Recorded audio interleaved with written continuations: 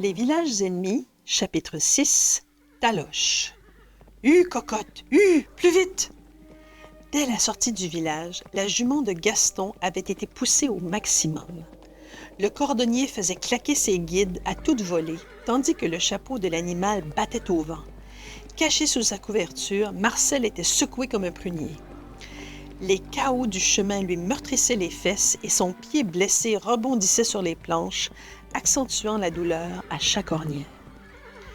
L'évacuation du boulanger ne s'était pas effectuée sans mal. Il avait d'abord fallu s'assurer qu'aucun curieux ne rôdait dans la cour avant de le faire sortir de la cuisine à cloche-pied. Francine était entre-temps sortie de son évanouissement et Gaston avait tenu à prendre soin d'elle lui-même.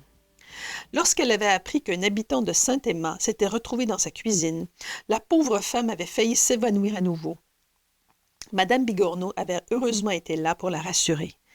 Gaston avait finalement réussi à rejoindre Marcel, qui était caché dans la charrette sous la surveillance de la jument Cocotte. Cette dernière trouvait toute cette histoire de fort mauvais goût. 2 sorties le même jour. Cocotte n'avait pas eu le temps de renacler, ni même de lancer un œil insulté à Gaston. À peine sorti de la maison, il avait bondi dans la charrette et il avait fallu s'ébranler. Gaston avait décidé de garder la jument au pas pour traverser le village en vue d'éviter les soupçons. Mal lui en avait pris. Il avait été arrêté au moins 10 fois par ses voisins, chacun demandant des explications sur l'incident du pétard à la farine. La nouvelle s'était répandue comme un incendie. De mémoire humaine, jamais rien de tel ne s'était passé à Saint-Émy. Marcel en avait suffoqué de terreur sous sa couverture. Si quelqu'un le trouvait, il était cuit. Tout le village penserait que c'était lui le coupable, avec Gaston comme complice. Mais toute mauvaise chose a heureusement une fin. Une fois parvenu à la sortie du village, Gaston put lancer Cocotte au galop. La pente de la colline aidant, la charrette roula bon train. Gaston aurait bien continué ainsi jusqu'à Saint-Aimant, mais un gémissement émergeant du tas de couverture le fit changer d'idée. « Patience, on arrête bientôt !» annonça-t-il par-dessus son épaule. Le petit bois était en vue. Il ralentit l'allure jusqu'au couvert des arbres et s'arrêta dans une éclaircie. Le soleil y pénétrait à travers une trouée dans le feuillage et il y faisait très bon. Seule Cocotte était cependant d'humeur à y porter attention. Gaston était bientôt occupé à dégager Marcel. Pâle de douleur, le boulanger faisait peine à voir. « Mon pauvre ami! »« Ce sont les cahots, » fit le malheureux boulanger en s'efforçant tant bien que mal de sourire. « Attends, je vais prendre ta couverture, la rouler et la mettre sous ton pied pour que tu sois plus confortable. » Gaston s'était mis à tutoyer Marcel sans même s'en rendre compte.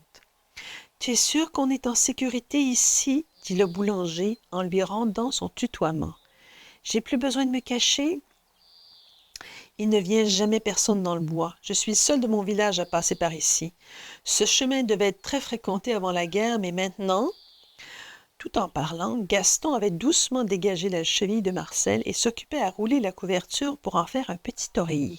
« Pose ta cheville là-dessus. Voilà, c'est mieux? » « Beaucoup mieux, merci, » répondit Marcel avec reconnaissance. Il regarda pensivement son nouvel ami. « C'est drôle. Je n'avais jamais pensé qu'il y ait pu avoir un avant dans cette guerre. C'est vrai pourtant. Il y a une époque où nos villages n'étaient pas en guerre. »«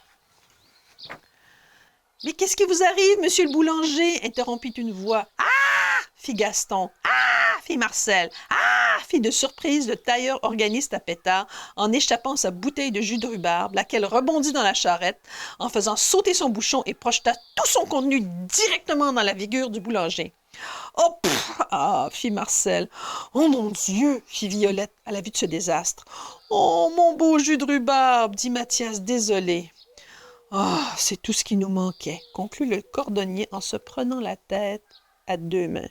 Il leur fallut 5 bonnes minutes pour retrouver leurs esprits. Violette sortit un mouchoir de sa poche pour éponger la figure collante du pauvre boulanger sous le regard intéressé de Mathias. Le premier et le seul inventeur d'orgue à pétard au monde était enchanté de rencontrer tant d'habitants de Saint-Aimant à la fois. Quelle journée excitante! Il sourit à Marcel, à la surprise de ce dernier, et observa Violette s'occuper du boulanger sans même songer à la présenter à Gaston. Le cordonnier, qui connaissait la jeune fille de vue et savait qu'elle était toute nouvelle dans le village, ne s'inquiéta pas trop de rencontrer une villageoise de Saint-Emma. Et puis, elle était bien avec Mathias, elle, après tout. Mais que faites-vous dans la charrette du cordonnier de l'autre village, monsieur le boulanger? Demanda Violette avec curiosité. Je croyais que personne ne se parlait par ici. Et vous? Que faites-vous ici avec Mathias? Rétorqua vivement Gaston, qui cherchait de son mieux à protéger son nouvel ami. C'est très impoli de répondre à une question par une autre question, déclara encore plus vivement le jeune tailleur, qui avait des notions d'étiquette. Mademoiselle a posé sa question la première. Le boulanger doit répondre d'abord. De quoi vous mêlez-vous? Fit le cordonnier.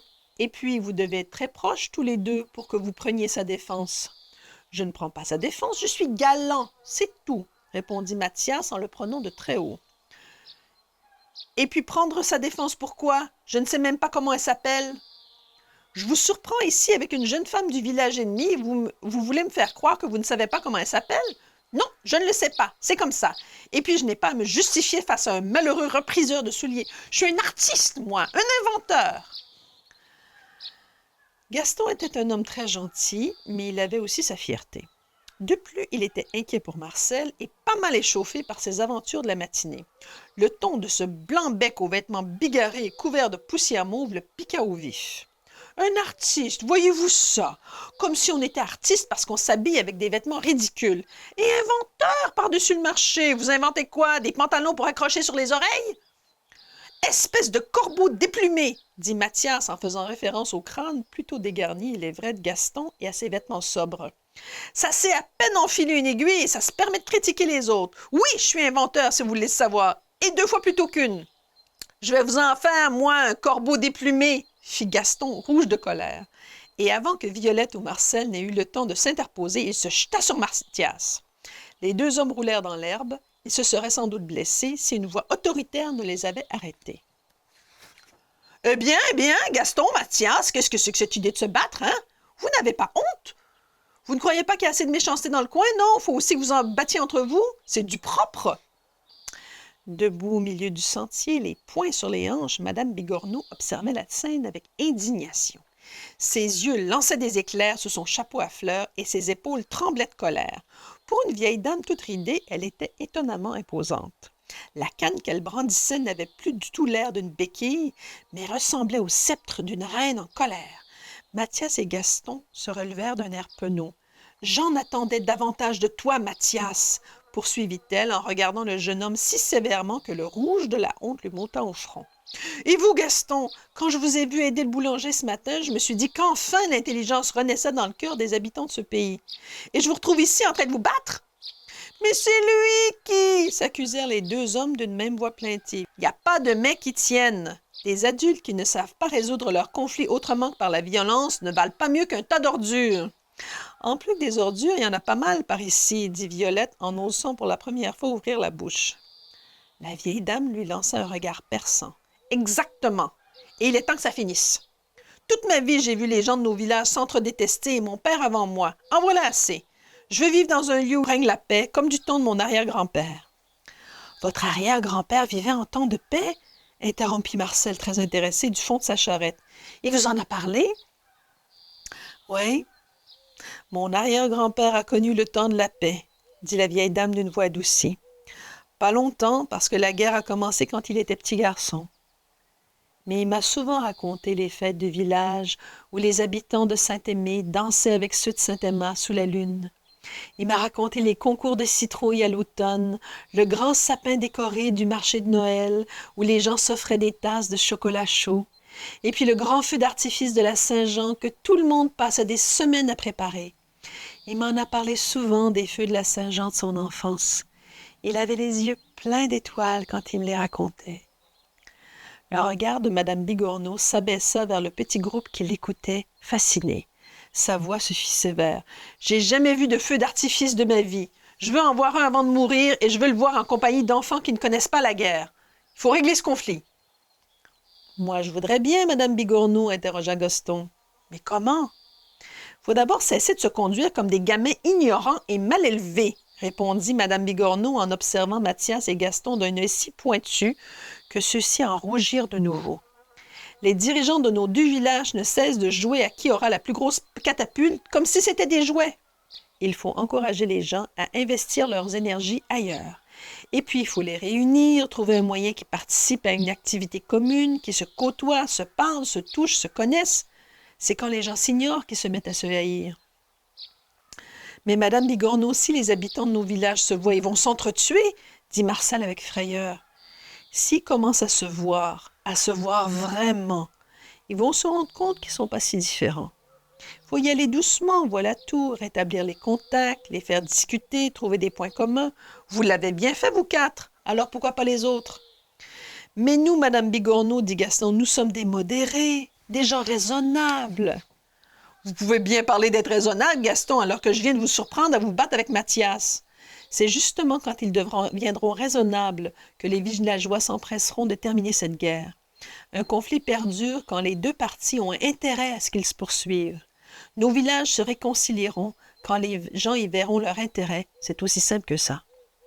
Faudrait d'abord savoir comment ça a commencé. Et ça, personne ne le sait, remarqua Mathias. C'est là où tu te trompes, mon garçon. Mon arrière-grand-père, dans son journal que j'ai retrouvé, raconte comment tout cela a commencé. Je pourrais vous le montrer quand Madame Bigorneau fut interrompue par une voix féminine au bord de la panique. « Marcel! Qu'avez-vous fait de mon mari, méchant homme? » hurla Armande de la boulangère qui, surgissant de derrière la charrette, et avant que quiconque ait eu le temps de réagir, attrapa Gaston par le bras et se mit à le secouer de toutes ses forces. « Hey, au secours! » cria le pauvre cordonnier sous une avalanche de taloches. « Armande, arrête, je suis ici, tout va bien, mais arrête, je te dis! » À la vue de son mari installé dans le fond de la charrette, la pauvre femme fondit en larmes. « Oh mon Dieu, merci! Oh merci, mon Dieu! Oh que t'a-t-elle en sanglotant! » Tout ému, Marcel se traîna à 3 pattes vers sa femme, qu'il prit gentiment dans ses bras. « Là là, mon épouse adorée, mon petit pain tout chaud, ma tartelette au caramel. Faut pas te mettre dans des états pareils, tu vois, je suis en parfaite santé. Je t'ai cru mort. Oh mon Dieu, quand j'ai vu la charrette arrêtée dans le bois, j'ai cru. J'ai cru. Qu'est-ce que tu as cru, ma brioche? J'ai cru que le cordonnier t'avait assassiné, qu'il venait dans le bois pour t'enterrer. Avoue, Armande. Mais non, ma petite bûche de Noël. Gaston a très bien pris soin de moi. Tu vois, il m'a même fabriqué un petit coussin pour mon pied.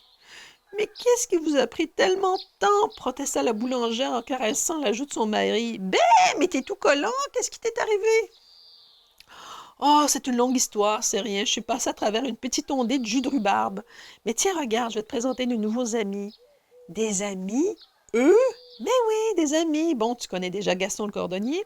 Je m'excuse de vous avoir frappé, Gaston, s'excusa-t-elle. Je vous ai pas fait mal, au moins. Oh, ne vous en faites pas, il a la couenne dure, et puis il mérite bien de recevoir quelques claques, étant donné toutes celles qu'il a données récemment, remarqua Madame Bigorneau. Gaston, embarrassé, se contenta de sourire à Armande en lui serrant la main. « Et voici Madame Bigorneau. Enchantée de vous connaître, ma chère, dit la vieille dame en souriant de toutes ses rides. Tu connais déjà Mademoiselle d'Orangine, mais je te présente son compagnon, monsieur... Mathias Rocambole, artiste tailleur et inventeur, pour vous servir, dit le premier et le seul inventeur d'orgue à pétard au monde, tout en soulevant son haut de forme et en baisant galamment la main d'Armande. Armande, elle, fut surtout impressionnée par le costume du jeune homme, ses cheveux en désordre d'où pendouillaient quelques brins d'herbe et, Seigneur, par son chapeau. Tous ces gens de l'autre côté étaient décidément bien étranges. Bon, maintenant que les présentations sont faites et que j'ai rencontré tes nouveaux amis, est-ce qu'on peut rentrer à la maison? Demanda-t-elle d'un ton pressant. Malgré l'amabilité apparente des 3 habitants du village ennemi, Armande se sentait un peu mal à l'aise au milieu d'eux. On peut s'attendre à tout de la part de gens qui vivent dans un endroit où il pleut de jus de rhubarbe. Elle faisait déjà mine de se diriger vers son village en tenant la main de Marcel, quand Gaston et Madame Bigorneau l'attrapèrent chacun par un bras. « Attendez, nous avons un projet dont nous devons vous parler, » avança la vieille dame. « Attends, Armande, je ne peux pas marcher sur ma cheville foulée, » objecta son mari. « Non, d'un petit cheval, on n'est pas sorti d'ici, » renacla sous son chapeau la jument qui observa la scène. Et, tout en chassant les mouches d'une queue résignée, elle se remit à brouter.